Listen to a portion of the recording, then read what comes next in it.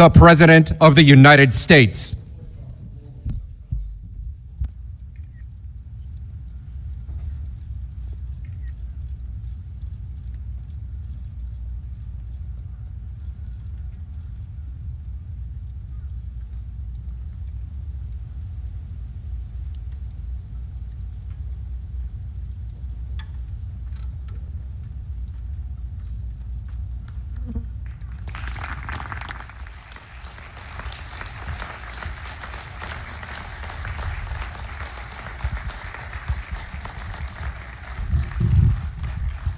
Thank you very much, please. And thank you all for being here as we take historic action to deliver a future of safety and security for Americans of every race, religion, color, and creed. We're joined today by law enforcement professionals and community leaders.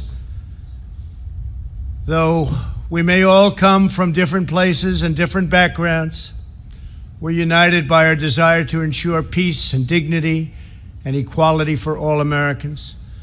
I've just concluded a meeting with incredible families, just incredible families that have been through so much. The families of Ahmaud Arbery, Botham Jean, Antoine Rose, Jamel Roberson, Adiana Jefferson, Michael Dean, Darius Tarver, Cameron Lamb, and Everett Palmer. These are incredible people, and it's so sad. Many of these families lost their loved ones in deadly interactions with police. To all of the hurting families, I want you to know that all Americans mourn by your side. Your loved ones will not have died in vain. We are one nation, we grieve together, and we heal together. I can never imagine your pain or the depth of your anguish, but I can promise to fight for justice for all of our people.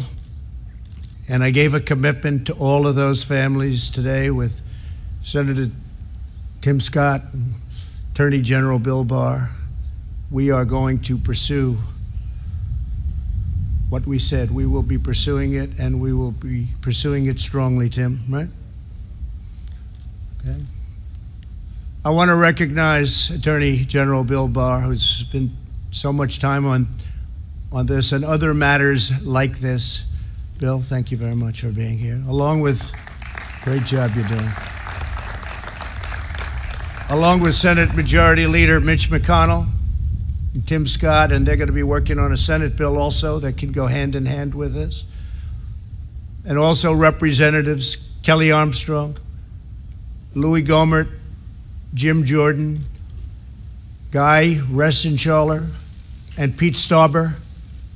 And thanks also to Florida Attorney General Ashley Moody, the President of the Fraternal Order of Police, Pat Yos, President of the International Association of Chiefs of Police, Stephen Cass-Stevens, and many other law enforcement leaders who are going to be joining me at the signing. Today is about pursuing common sense and fighting for a cause like we seldom get the chance to fight for. We have to find common ground. But I strongly oppose the radical and dangerous efforts to defend, dismantle, and dissolve our police departments, especially now when we've achieved the lowest recorded crime rates in recent history. Americans know the truth. Without police, there is chaos. Without law, there is anarchy. And without safety, there is catastrophe. We need leaders at every level of government who have the moral clarity to state these obvious facts. Americans believe we must support the brave men and women in blue who police our streets and keep us safe.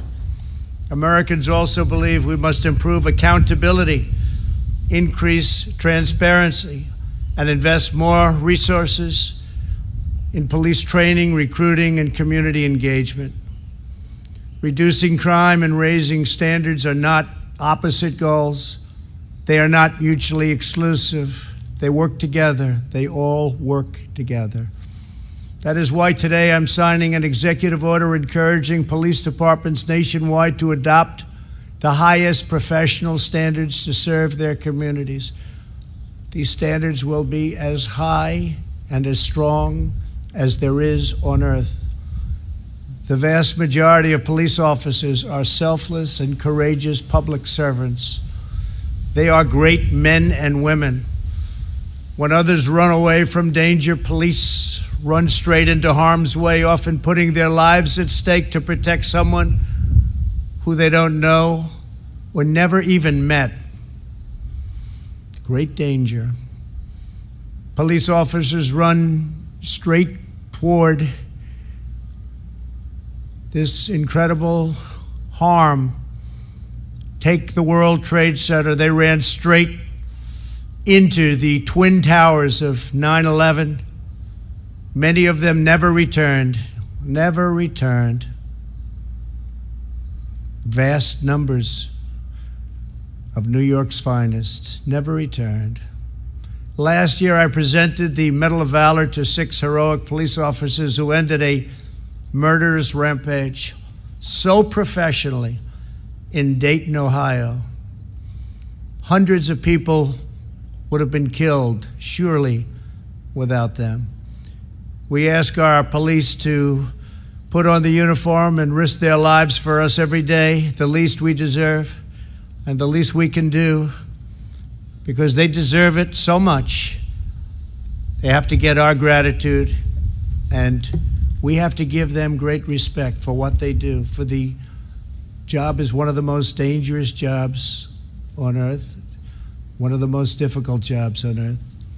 Last year alone, 89 law enforcement officers were killed in the line of duty. In recent days, 2 members of law enforcement were killed amid riots and looting, and hundreds of police officers were injured just recently. One officer was shot in the head and is now laying in a hospital, almost totally paralyzed. Despite our very good record on crime, law and order must be further restored nationwide, and your federal government is ready, willing, and able to help, as we did in Minneapolis after it got out of control for 4 days. We sent in representatives, commonly known as the National Guard, and it was all put down very quickly. We're willing to help. We're willing to help in Seattle. We're willing to help anywhere you want, and we'll be there very quickly. It won't take long. There will be no more looting or arson, and the penalty will be very grave for those who get caught. Violence and destruction will not be tolerated. We cannot do that. The looters have no cause that they're fighting for, just trouble. Every day, police officers make great sacrifices to keep our communities secure and safe. In 2018, our police arrested nearly 12,000 people for murder, 25,000 people for rape, and nearly 1.5 million for assault. Very dangerous criminals. In many cases, local law enforcement is underfunded, understaffed, and undersupported.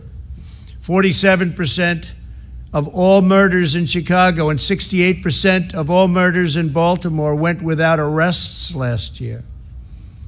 Americans want law and order. They demand law and order. They may not say it. They may not be talking about it, but that's what they want. Some of them don't even know that's what they want, but that's what they want. And they understand that when you remove the police, you hurt those who have the least the most.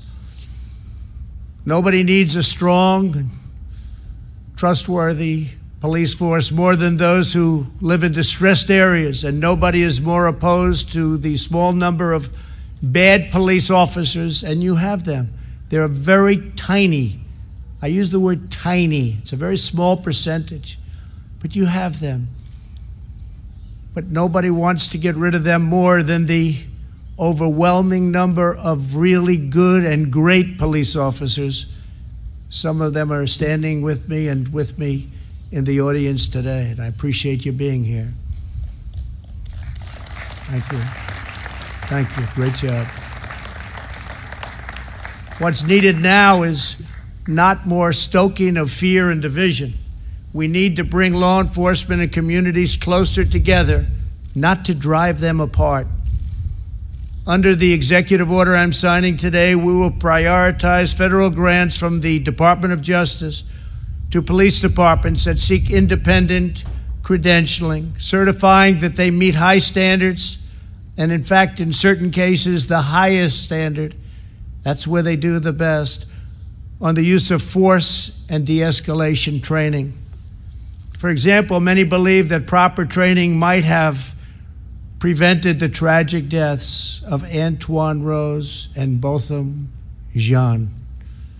As part of this new credentialing process, chokeholds will be banned, except if an officer's life is at risk. And I will say we've dealt with all of the various departments, and everybody said, it's time. We have to do it.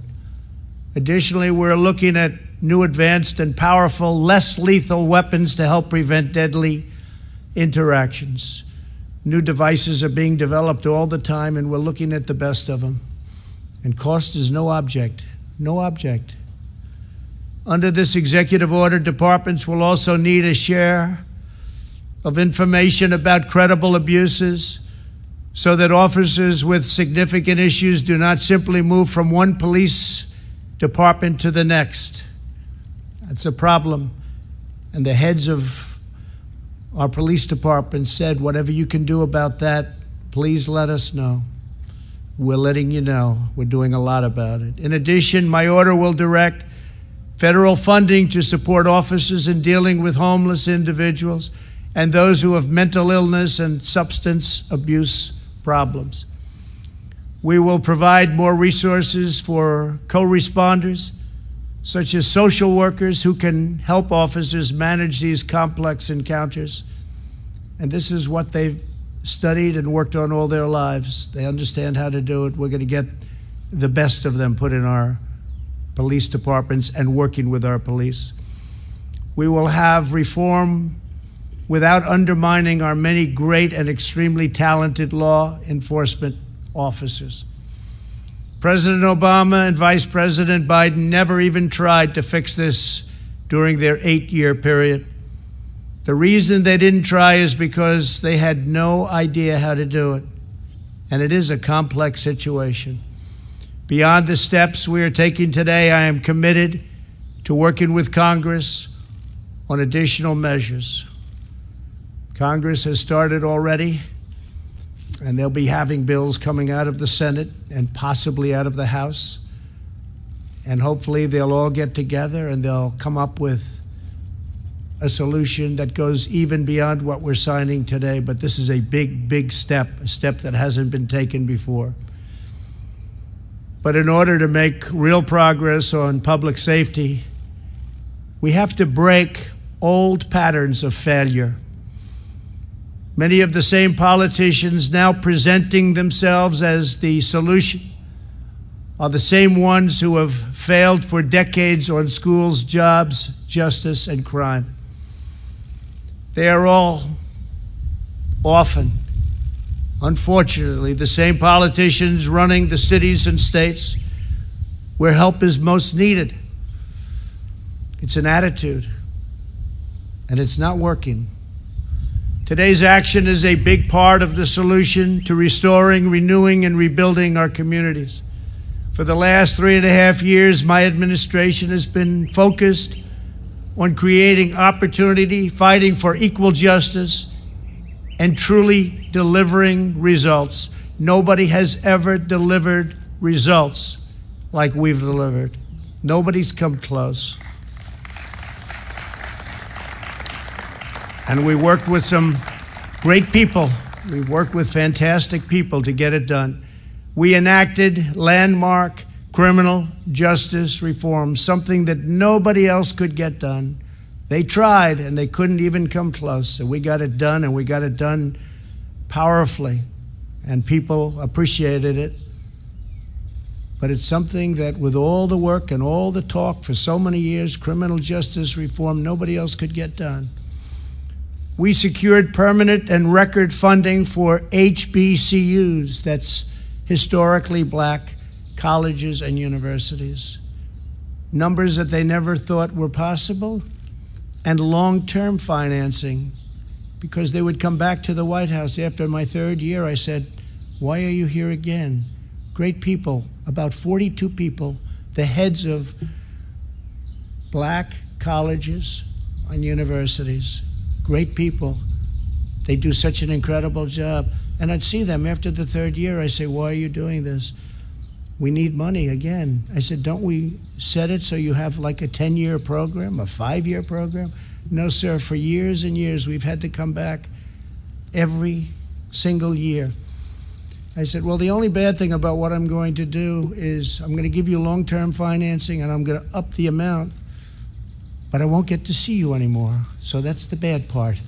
But you can focus on education now instead of worrying about dealing with us in Washington." So we did that for the historically black colleges and universities. I'm very proud of it. They're incredible. They're incredible people. Got to know a lot of the heads of those colleges. They do an unbelievable job and don't get the kind of notoriety that they should have. We expanded affordable options for better health care. We created opportunity zones with Senator Tim Scott.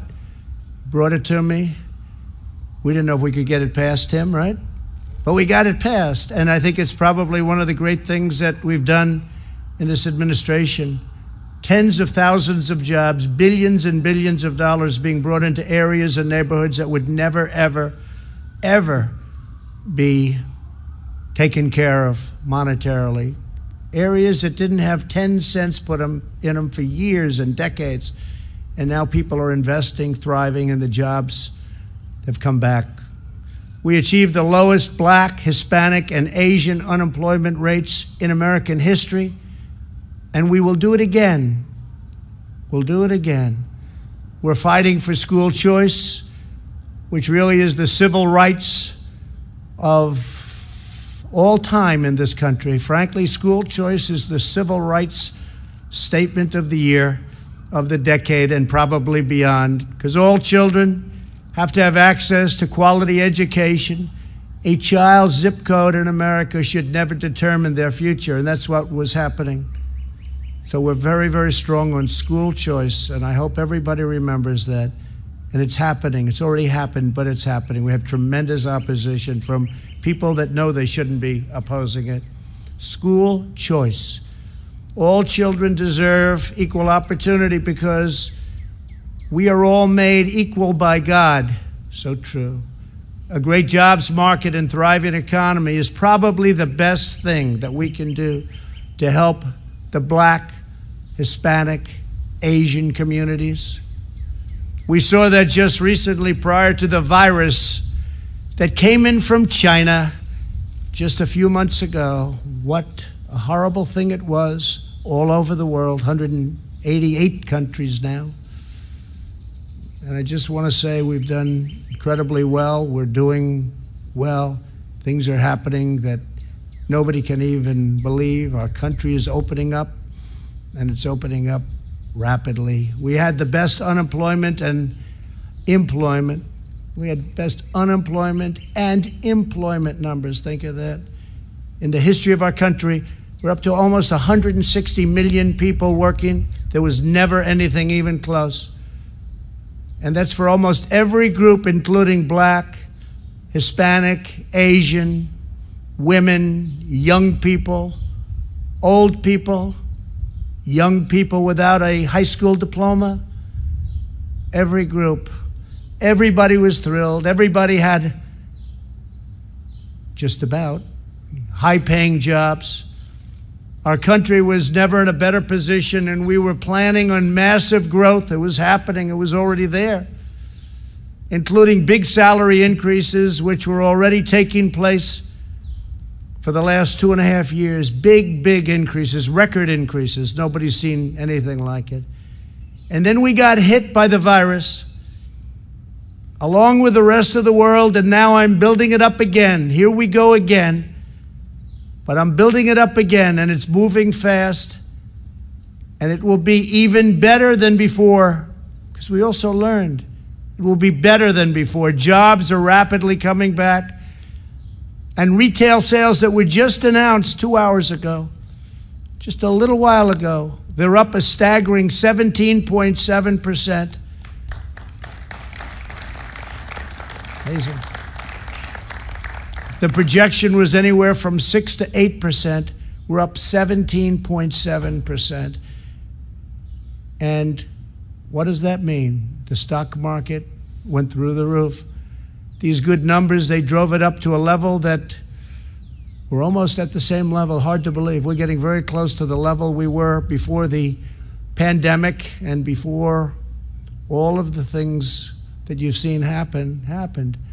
That's a great thing, because ultimately it's about jobs. It's about, the government can never do anything like a great job for a person where they look forward to getting up in the morning and going to work and getting a much bigger check than they could ever get otherwise. Today and over the last 60 days, we've had one of the biggest stock market increases in the history of the stock markets. And 2 weeks ago, the 50-day increase was the single biggest. Unless my formula is tampered with, we will soon be in a stronger position than we were before the plague came in from China. When the numbers reach the point that I know they will, there will again be a great unity and a great spirit in our country. People will have that job back that they might have lost. They'll be making even more money than they did before. We have some brilliant people working with me, and we put it together. We did it once, and we're very easily doing it again. We're way ahead of schedule. You'll see that. You'll see the third quarter numbers will be very good. You'll see fourth quarter will be really good, and you'll see next year will be one of the best economic years this country has ever had.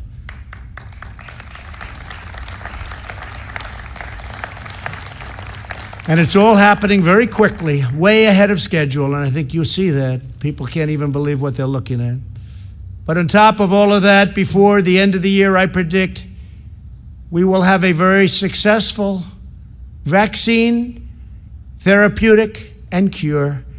We're making tremendous progress. I deal with these incredible scientists, doctors, very closely. I have great respect for their minds, and they have come up with things, and they've come up with many other cures and therapeutics over the years. These are the people, the best, the smartest, the most brilliant anywhere. And they've come up with the AIDS vaccine. They've come up with, or the AIDS, and as you know, there's various things, and now various companies are involved.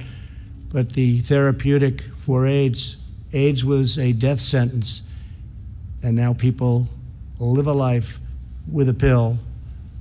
It's an incredible thing. The Ebola vaccine and others, these are the people that have done it, or these are the people that have been around it, and they're all competing. It's an incredible thing. All of these brilliant firms, labs, companies are competing, and I will tell you, we're very far advanced. We've already started tests and trials. So I think we're going to have a very good answer to that very soon. I always say, even without it, it goes away. But if we had the vaccine, and we will, if we had therapeutic or cure, one thing sort of blends into the other, it will be a fantastic day. And I think that's going to happen, and it's going to happen very soon. Americans can achieve anything when we work together as one national family. To go forward, we must seek cooperation, not confrontation. We must build upon our heritage, not tear it down. And we must cherish the principles of America's founding as we strive to deliver safe, beautiful, elegant justice and liberty for all. I'd like now to invite our great friends, because they are our great friends from law enforcement, the officers representing their groups, to come up as I sign a very important executive order.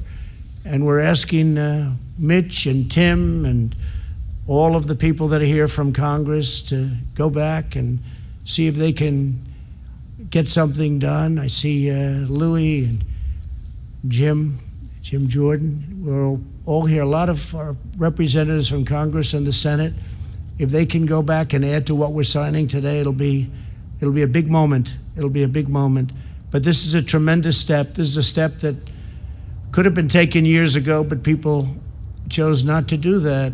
And that was, in my opinion, a big mistake. Could have solved a lot of the problems that we have now. So if I could, law enforcement, if you could come forward. We've had the, please come up. We've had the endorsement of the Federal Law Enforcement Officers Association, the Fraternal Order of Police, International Association of Chiefs of Police, International Union of Police Associations, Major County Sheriffs of America Association, National Association of Police Organizations, National District Attorneys Association, National Sheriffs Association, Sergeants Benevolent Association, and many others. They've worked on this with me and my team. Have been fantastic. I want to thank my team. What a team it is. And we've taken very much into mind what they are saying, because these are the people that keep us safe, and they've done an incredible job. Thank you all very much. Thank you.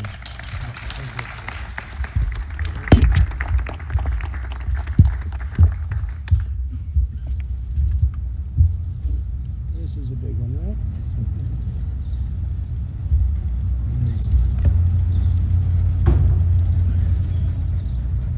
You see that signature, right? Okay, hold on. Yeah, get that. Great job.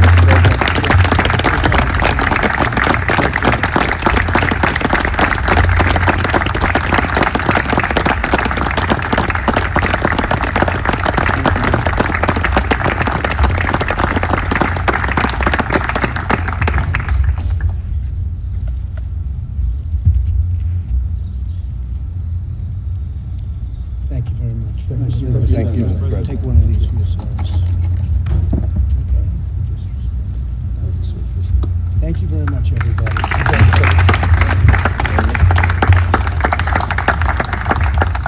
Thank you very much. Thank you. "